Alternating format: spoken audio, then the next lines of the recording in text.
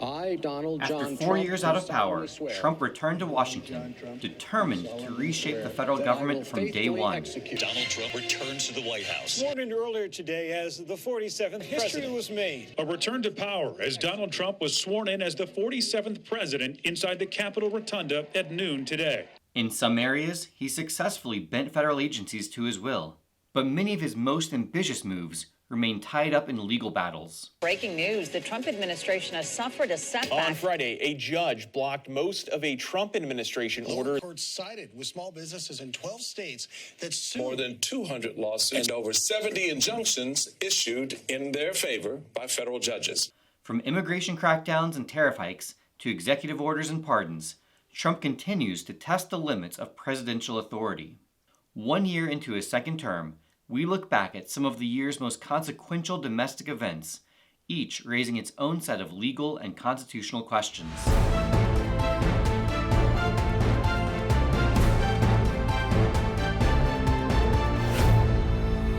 President Trump has issued executive orders at a dizzying pace in the opening weeks of his second term, including 26 on day one.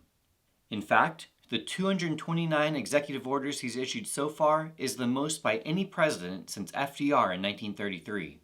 But what exactly is an executive order? And more importantly, how far can a president go with one? Executive orders have the force of law but don't require congressional approval. Most commonly, they're used to direct the bureaucracy and the armed forces, but must be based on the Constitution or federal laws, meaning they can't be used to unilaterally make broad policy. That hasn't stopped presidents from testing the limits. Every president back to George Washington has used executive orders, and some have had far-reaching consequences.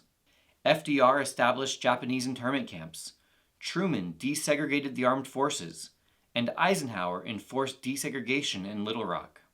Trump has used this power broadly, notably to roll back or rescind at least 78 Biden executive orders in areas such as public health, immigration, environmental policy, DEI, gender identity, and abortion. This pattern of undoing one presidency by executive order and remaking the next the same way highlights a central tension in modern politics. Policies made by executive fiat are often quickly undone. But presidents have long defended executive orders as a way to act when Congress won't. We are not just going to be waiting for legislation. I've got a pen and I've got a phone. And I can use that pen to sign executive orders and take executive actions. Trump criticized that approach at the time, calling it a power grab. But now he's using the same playbook and taking it to the next level. Supporters argue that this allows the president to act quickly in the face of congressional inaction. Critics say it's an overreach of presidential authority and undermines separation of powers. Trump's executive orders have easily outpaced major legislation, and not surprisingly, the controversy isn't just about how they're used, but also what's inside them. One of the highest profile executive orders established Doge, the Department of Government Efficiency, under the direction of Elon Musk. A year later, we take a look back. Before Trump even took office, Musk laid out his lofty vision for Doge, consolidating federal agencies, shrinking the federal workforce, and slashing spending by $2 trillion, although by January that target was reduced to $1 trillion. The executive order that officially created Doge framed it as a modernization effort focused on federal technology, digital streamlining, and productivity. But was this really about efficiency or ideology? Critics connected it to the Heritage Foundation's Project 2025, which called for dismantling entire departments on philosophical grounds. Doge's early actions gave those critics fuel. Within months, USAID, the Consumer Financial Protection Bureau, and the Department of Education, each favored by the political left, had seen massive staff and budget cuts. The administration touted these moves as victories for taxpayers. Doge claims to have reduced federal spending by between $60 and $200 billion, a number nonpartisan reviews suggest is overly optimistic, but still far short of the early goals. By the end of 2025, the White House reported that the federal workforce had shrunk by about 300,000 employees. According to the Cato Institute, That 9% reduction was the biggest drop in civilian federal employment since the end of World War II. In a December podcast appearance, Musk was asked to reflect on Doge's performance. Do you think you were successful? We're a little bit successful. We were somewhat successful. Would you ever do Doge again? No, I don't think so. In 2026, Doge has mostly faded from the headlines, but its footprint remains. It also raises the question of just how much power a president has over the executive branch. What if the president could fire anyone in the federal government, no questions asked? That's the idea behind unitary executive theory, and Donald Trump is all in. Unitary executive theory isn't new. In fact, it has been cited by presidents to varying degrees going back to Reagan. In his pre-presidency life as a reality TV star, Trump famously told contestants, You're fired. You're fired. You're fired. You're fired. You're fired. You're fired. But now the stakes are higher. Is the era of bureaucratic independence officially over? Can the president really fire anybody? In a 2025 executive order, Trump says the answer to at least one of these questions is yes. Referring to Article 2's vesting clause, the order begins, the Constitution vests all executive power in the president and charges him with faithfully executing the laws. Not some executive power, all of it. The order claims Trump can fire agency officials even when federal law says he can't. And that's where the legal and constitutional fight begins. There are plenty of executive jobs the president certainly can hire and fire at will. But some roles, especially at independent agencies, come with legal guardrails. In the past, the Supreme Court has ruled that Congress may place some limits on a president's firing power, especially when independence is thought to be necessary. These independent agencies are typically led by officials with fixed terms or bipartisan boards, designed to insulate them from direct political pressure. The first major test occurred when Trump fired Biden appointee Gwen Wilcox, chair of the National Labor Relations Board, an independent agency, without asserting any cause for her removal. Wilcox's firing makes her the first sitting NLRB member to be removed from the board in its 90-year history. The Trump administration fired back. It's a federal agency within which branch? It's the executive branch. Who's the head of the executive branch? The President of the United States. He has the right to fire people within the executive branch. It's a pretty simple answer. While the Supreme Court has yet to rule on the merits of the case, it may have endorsed unitary executive theory in a brief opinion that let her firing stand for now, stating that the Constitution vests the executive power in the president, so he may remove executive officers without cause. A final decision is expected later this spring. Notably, Trump's executive order carved out an exception for the Federal Reserve Board of Governors and the FOMC, who were in charge of monetary policy, signaling at least some acceptance of Federal Reserve independence. But the Fed has been at the center of this debate, with Trump routinely demanding the Fed cut interest rates. Trump previously floated the idea of firing Fed Chair Jerome Powell, but now seems content to wait for his term to end in just a few months. Just days ago, the Justice Department announced a criminal investigation into Chairman Powell and the Federal Reserve. In a stunning rebuke of the president, Powell had this to say. The threat of criminal charges is a consequence of the Federal Reserve setting interest rates based on our best assessment of what will serve the public, rather than following the preferences of the president. This is about whether the Fed will be able to continue to set interest rates based on evidence and economic conditions, or whether instead monetary policy will be directed by political pressure or intimidation. This time, it's not just Democrats who have been critical of the move. There's been growing opposition from both Republican lawmakers and top business leaders who fear what even a perceived loss of Fed independence could mean for the economy. Does it chip away at that independence? There's some spectrum. So you can say a little bit, you can say a lot, but you don't want to chip away too much, because if you chip away too much, in my view, this is my opinion, it will drive rates higher, not lower. Trump, though, says this isn't political. Well, he's billions of dollars over budget, so he either is incompetent or he's crooked. I don't know what he is, but he doesn't do a very good job. Some warn that we're watching the erosion of independence at the Fed and beyond, that could gut the nonpartisan mission of key agencies. Supporters, though, say it's about time these powerful bodies were brought under direct Democratic control. So, can a president fire anyone? The Supreme Court's answer is coming soon, and its effects are sure to be felt for a long time. Another Day 1 executive order has triggered heated legal and political debates. It aims to deny automatic citizenship to certain children born in the U.S., a move critics say is flatly unconstitutional. So, what exactly does the Constitution say? All persons born or naturalized in the United States and subject to the jurisdiction thereof are citizens of the United States and the state wherein they reside. That's the Citizenship Clause of the 14th Amendment, ratified in the aftermath of the Civil War. It repudiated the infamous Dred Scott decision, guaranteed citizenship to formerly enslaved people, and established birthright citizenship to all persons born on U.S. soil. This seems straightforward, so what's the controversy? The executive order highlights 5 key words: subject to the jurisdiction thereof. Historically, this exception applied narrowly to the children of foreign diplomats and initially to Native Americans, until Congress granted them citizenship in 1924. This executive order expands the exception dramatically.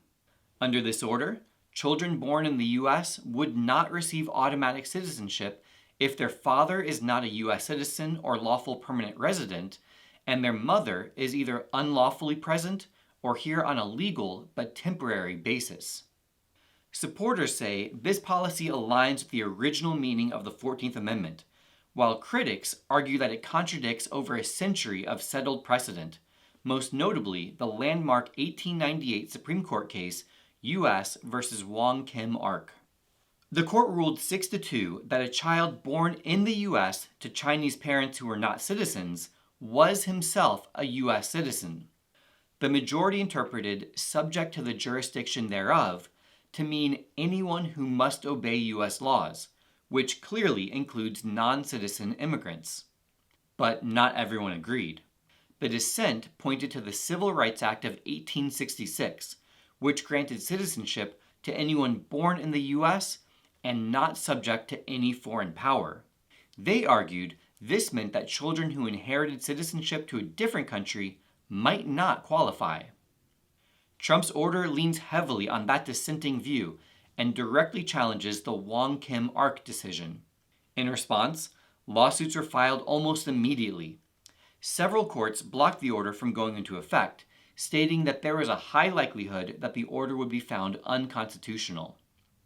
The Supreme Court has not yet ruled on the merits, but allowed much of the order to remain in effect as the case proceeds, scaling back the ability of lower court judges to issue nationwide injunctions. In December, the court agreed to hear the case and scheduled oral arguments for the spring, with a final decision expected this summer. The court will likely be deciding both the issue of birthright citizenship as well as whether this can be done via executive order, or if it is something that Congress would be responsible for. Closely related to birthright citizenship is the topic of immigration, another centerpiece of Trump's first year in office. Here, we're focused on the legal side, what the Constitution says, how the courts have ruled, and what it all means for the rule of law. On his first day back in office, Trump issued several executive orders that directed the executive branch to begin mass deportation efforts and authorized increased resources to deter unauthorized entry into the U.S. In a significant policy shift, the administration empowered Homeland Security and ICE to expand use of expedited removal, in which people can be deported without seeing a judge, and prioritized removing people living in the U.S. illegally. Some are surprised to learn that immigration courts are not part of the judicial branch. They're run by the Department of Justice. That means the president, through the Attorney General, controls not only enforcement, but also the system where immigration cases are adjudicated. The Constitution gives Congress broad authority over immigration in Article 1, Section 8, and in 2012, the Supreme Court affirmed federal supremacy in immigration. But what happens when local officials push back? Many state and local governments have adopted sanctuary policies, limiting their cooperation with federal immigration enforcement. The administration has repeatedly attempted to pressure these jurisdictions, threatening to withhold federal funding. However, courts have consistently followed a 1997 precedent that holds that under the 10th Amendment, the federal government cannot force states or localities to enforce federal laws, constraining federal immigration policy. That tension came into sharp relief during the summer of 2025, when large-scale protests broke out in Los Angeles. In response, the federal government deployed National Guard units to the city, despite vocal opposition from local leaders. This raised serious constitutional questions. Can the president deploy federal forces without local approval? What are the legal limits on federal power during times of domestic unrest? In June, several million people participated in the No Kings protests. For many, they weren't just about immigration enforcement. They reflected deeper anxieties about executive overreach, about a presidency that some feared was asserting power in ways that sidelined Congress, ignored local governance, and tested the limits of the Constitution itself. In recent days, Minnesota has become ground zero in the battle over ICE raids and immigration policy. As tensions boiled over following the shooting of Renee Good, protests have multiplied and the federal government has deployed over 2,000 ICE agents to the area, and many are anxious about what will happen next. Even some early supporters of President Trump have expressed discomfort with how the administration has handled deportations within the country.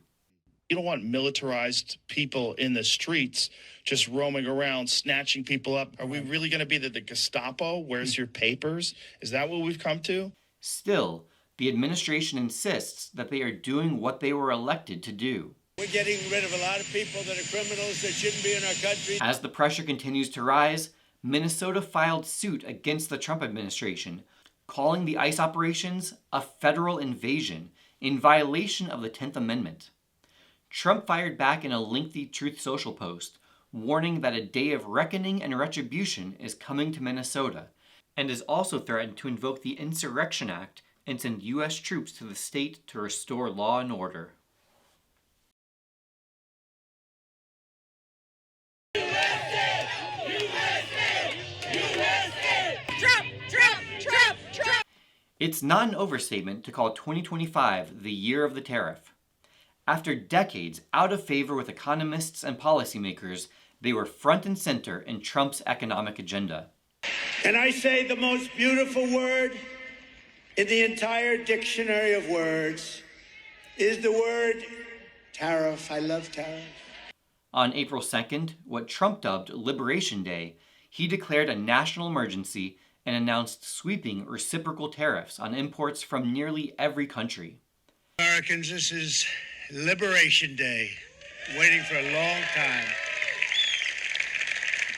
April 2nd, 2025 will forever be remembered as the day American industry was reborn, the day America's destiny was reclaimed, and the day that we began to make America wealthy again. But does the president actually have the power to do that? Critics say no. A tariff is a tax, and the Constitution is clear that Congress, not the president, has the power to lay and collect taxes. So how did Trump justify this move? The 1977 International Emergency Economic Powers Act, or IEEPA, lets the president respond to unusual and extraordinary threats in times of national emergency. The White House says that authority includes issuing tariffs. Opponents push back. The word tariff doesn't appear anywhere in the law, and legal scholars across the spectrum questioned whether IEEPA was being stretched beyond its intended purpose. Like much of his agenda, lawsuits followed. A coalition of small businesses, including a boutique wine importer, filed a lawsuit saying that the tariff policies threaten their survival and exceed the president's constitutional powers. In November, the Supreme Court heard their case. The legal questions for the court are layered. First, does IEEPA authorize the president to impose tariffs? And if so, Did Congress go too far in giving that authority to the executive? That second question touches a nerve in modern constitutional law. Over the past few years, the court has leaned on the major questions doctrine, a principle that says the executive can't take sweeping action on issues of vast economic and political significance unless Congress explicitly says so. It's the same principle the court used to strike down Biden's student loan forgiveness plan and certain EPA regulations. Vague congressional authorization isn't enough. On major executive policies, the law needs to be crystal clear. The same doctrine could now decide the fate of Trump's tariff plan. If the court rules against Trump, the administration has vowed to implement the tariffs again using other legislation, so this fight is far from over. A decision is expected soon. 2025 saw a rare mid-decade redistricting push initiated by Trump allies in several Republican-controlled states. With a razor-thin majority in the House, reports suggest that presidential aides encouraged states like Texas to redraw their maps early with an eye on the 2026 midterms. Is this legal? Is there precedent for this? Mid-decade redistricting isn't new. In fact, during the 19th century, it was relatively common. New York redrew its map in 1804 and again in 1808. Between 1878 and 1892, Ohio redrew its congressional districts a whopping 7 times. Eventually, though, most states abandoned the practice. Today, at least 11 states explicitly ban redistricting more than once per decade. But the U.S. Constitution doesn't set any limits on how often maps can be redrawn, and the Supreme Court has mostly left it up to the states. The modern playbook for mid-decade redistricting took shape in the early 2000s. Texas did it in 2003, and Georgia followed in 2005. So, while rare, the idea of redrawing maps outside the 10-year cycle isn't without precedent. What's different now is the scale. Fast forward to 2025, and the idea was back and bigger than ever. With Democrats needing to flip just 3 seats to retake the House, some Republicans saw redistricting as a tool to hold on to the House. Texas responded first, passing a new congressional map projected to net Republicans 5 additional seats. Not to be outmaneuvered, several Democratic-controlled states jumped into the fray. California redrew its map in an effort to pick up 5 more Democratic seats, and other states on both sides began exploring similar strategies. Notably, Indiana Republicans refused to redistrict, saying it was a bad, politically motivated, unpopular policy. In December, the Supreme Court said that Texas can use their new map in the 2026 midterms, even though the court has not ruled yet on its legality. Whether this will all pay off for Republicans remains to be seen. The legal challenges continue, and voters will ultimately weigh in. 2025 also saw the longest federal government shutdown in U.S. history, lasting 43 days from October 1st to November 12th. The question many asked was, how can the most powerful government in the world just shut down? In practical terms, a shutdown means federal agency services are limited, non-essential operations are stopped altogether, and hundreds of thousands of federal employees are furloughed. Essential workers like TSA agents and air traffic controllers keep showing up to work without pay until the shutdown ends. The root cause is simple, if frustrating. Congress has the power of the purse. If lawmakers fail to pass legislation to fund the government before a new fiscal year begins, the money stops, and so does much of the government. Republicans controlled the White House and both chambers of Congress, so why couldn't they pass a budget on a party line vote? Enter the Senate filibuster. The very same tactic that frustrated Democrats during Biden's first term now became their most powerful tool. Because it takes 60 votes to break a filibuster, the Republican majority still fell short of the 3/5 supermajority needed to move legislation without bipartisan support. 2 major roadblocks stood in the way of a deal.